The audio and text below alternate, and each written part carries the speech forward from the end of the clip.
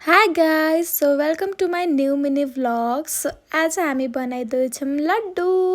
हामी पुरै ड्राई फ्रुट्सहरू मिक्स गरेर लड्डु बनाउँदैछौँ दिदीको लागि, किनभने यो चाहिँ सुत्केरीवाला लड्डु हो अरे के।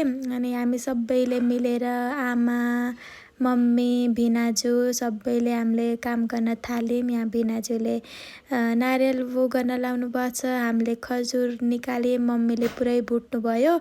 अनि यसको रेसिपी पनि भन्दै जान्छु म। पहिला सब ड्राई फ्रुट्सहरू लिने, तिनलाई चट्ट घिउमा भुट्ने हैन, त्यसपछि फेरि सर्र मिक्सरमा पिस्ने हैन।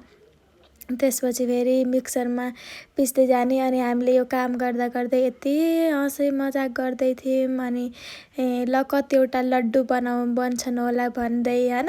अनि फेरि सबैभन्दा धेरै मम्मीले भन्नुभएको थियो 150 वटा। अनि मम्मीले जो जित्नुभयो 165 वटा लड्डु बने।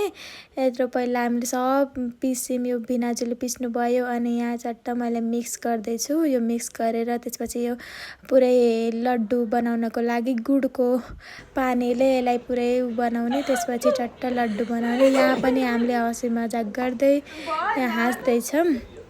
अनि यो गरेर यति लड्डु बनेन, त्यो सुपाभरि हामीले लड्डु राख्यौँ। त्यसपछि टेस्ट गऱ्यौँ, यति टेस्टी थिए यो लड्डु, सबले खान मिल्छ। त्यही एउटा कम्मरकस राखेपछि सुत्केरीवाला दबाई हो अरे मम्मीले भन्नुहुन्थ्यो।